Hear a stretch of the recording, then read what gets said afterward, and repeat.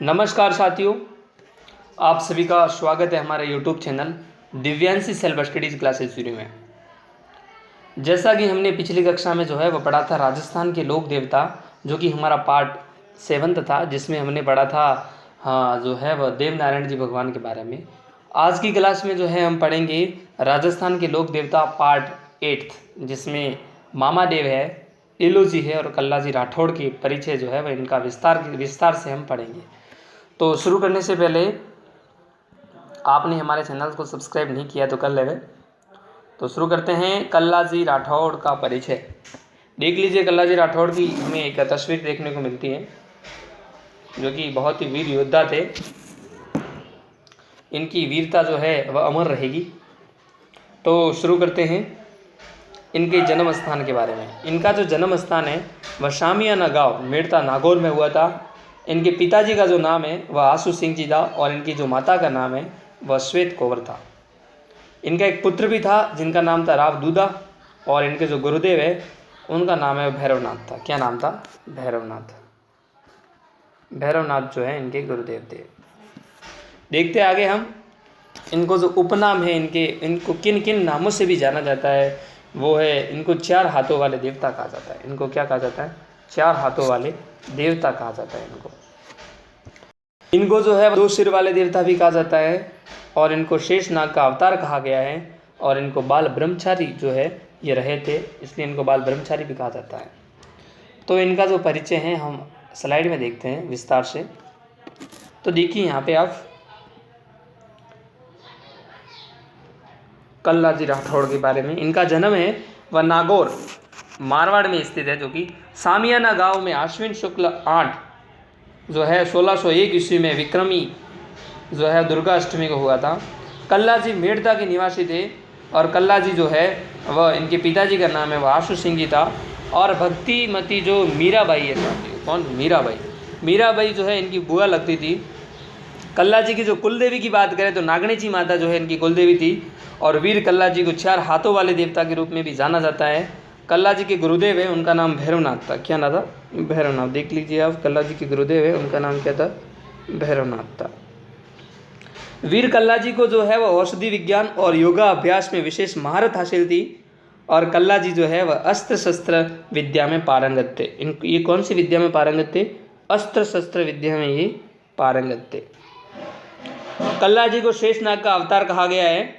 वीर कल्लाजी की छतरी जो है वह चित्तौड़गढ़ दुर्ग में स्थित जो एक भैरवपोल है वहाँ पे स्थित है, और इस भैरवपोल में जो इनकी जो छतरी है वहाँ पे आश्विन शुक्ल नवमी को है वह मेला लगता है। और चित्तौड़गढ़ दुर्ग के तीसरे साके में जो है वह अकबर के विरुद्ध ये युद्ध करते हैं, और इस युद्ध में जो है ये वीर गति को प्राप्त हो जाते हैं। कल्लाजी जो है वह रनेला चित्तौड़ में इनकी जो एक सिद्ध पिट बनी हुई है।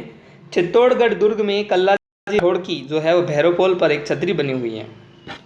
देखिए, कल्लाजी राठौड़ के बारे में हमें इम्पोर्टेंट जानकारी मिलती है कि जो इनके जो उपनाम कहे या इनके दरबार में क्या होता है कल्लाजी राठौड़ के, तो भूत पिशाच जो ग्रस्त लोग हैं,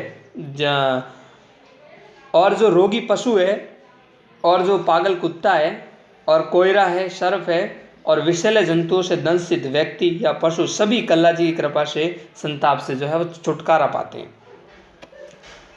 देखिए, वीर कल्लाजी की ख्याति है वह केहर, कल्याण, कमधज, बाल ब्रह्मचारी, योगी, कमदन और कई नामों से है वह प्रसिद्ध है, क्योंकि इनको जो है वह शेष नागों के नाम, शेष नाग का अवतार भी कहा गया है, और ये बाल ब्रह्मचारी थे। ठीक है, देखते आगे इनके बारे में। तो इनका जो है वह 23 फरवरी 1567 ईस्वी में जब अकबर ने चित्तौड़ पर आक्रमण किया, तो कल्लाजी ने रणभूमि में जयमल के साथ अकबर की सेना को है वह लोहे के छने चबवा दिए थे। और देखिए इनके बारे में, इनका जो है वह अकबर के साथ युद्ध हो रहा था, उससे पहले जो है इनकी एक राजकुमारी है कृष्ण कौरी, इनके साथ इनकी शादी होने वाली थी। और जब युद्ध हो जाता है तो जो है वह राजकुमारी जो कृष्ण कौरी है, कल्लाजी के साथ इनका जो है वह विवाह होने वाला था। तो क्या होता है कि विवाह तो हो नहीं पाता, क्योंकि ये वीर गति को प्राप्त हो जाते हैं, और इनकी जो याद में है वह इनकी जो पत्नी है वह भी सती हो जाती हैं, जो कि हमें एक अद्भुत उदाहरण देखने को मिलता है।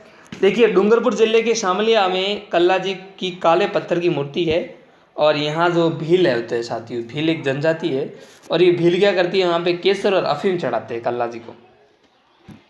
आगे की वीडियोस में है हम अगले लोक देवता जो है इलो जी के बारे में पढ़ेंगे। पढ़ने से पहले मैं आपको इनके दर्शन करा दूँ इलो जी के। देख लीजिए, इलो जी हैं जो कि कुंवारे ही जो है रहने का प्रण ले लेते हैं। ये कुंवारे रहने का प्रण यूँ लेते हैं कि इनकी है वह शादी होने वाली होती है, जो कि हिरण्यकश्यप के घर है वह होलिका के साथ होने वाली होती है। और होलिका जो है वह शादी से पहले ही प्रहलाद को लेकर के वह अग्नि में बैठ जाती है, और प्रहलाद तो नहीं जल पाता और होलिका है वह खुद जल जाती है। और उसकी याद में जो है वह वहाँ आते हैं ये दूल्हे के रूप में ही, और जो होलिका की जो राख होती है उस राख को है वो पूरे शरीर पे लगा देते हैं। और लगाने के बाद जो है ये क्या करते हैं कि आजीवन है वो कुंवारे रहने की शपथ ले लेते हैं। और इनके बारे में जो है हमें एक देखने को इम्पोर्टेंट जानकारी मिलती है कि ये है इनकी जो पूजा है वह अच्छे वर और वधू के लिए मारवाड़ में है वह की जाती है। ठीक है, देख लीजिए, इनको छेड़छाड़ के देवता भी कहा जाता है। अगली स्लाइड में जो है हम पढ़ेंगे हमारे जो लोक देवता है मामादेव के बारे में। देख लिए मामादेव का परिचय हम पढ़ लें। तो मामादेव जो है वह राजस्थान के एकमात्र ऐसे लोक देवता है जिनकी मूर्ति न होकर के काष्ठ का एक तोरण होता है, यानी एक लकड़ी का क्या होता है, तोरण होता है। इनका प्रमुख जो मंदिर है वह सियाल लोधड़ा जो कि सीकर में है, और यहाँ प्रतिवर्ष रामनवमी को है वह मेला लगता है। मामादेव जो है वो बरसात के लोक देवता के रूप में प्रसिद्ध है। इनकी जो मूर्ति है वो शेखावटी क्षेत्र में गांव के बाहर होती है, और मामादेव को प्रसन्न करने के लिए भैंसे की बलि है वो कुर्बानी दी जाती है। देखो, एक ऐसे एकमात्र लोक देवता है जिनको भैंसे की बलि दी जाती है, वो मामादेव है। इनकी मूर्ति मिट्टी या पत्थर की न होकर के लकड़ी के कलात्मक तोरण बना करके गांव के प्रमुख जो है वह द्वार पर होती हैं। तो आज की वीडियोज़ में है हमने राजस्थान के लोक देवता जो है मामादेव है, इलोची है, वह कल्ला जी राठौड़ के बारे में है वह विस्तार से पढ़ा। और अगले वीडियोज़ में है जो कि हमारी नई प्लेलिस्ट होगी उसमें जो है हमारा नया टॉपिक लेंगे। तब तक के लिए आप सभी का धन्यवाद। और आपने जो है हमारे channel Divyanshi silver studies classes को सब्सक्राइब नहीं किया तो कर लें, आपको हमारे वीडियोज़ की नोटिफिकेशन मिलती रहेगी। तब तक के लिए आप सभी का धन्यवाद।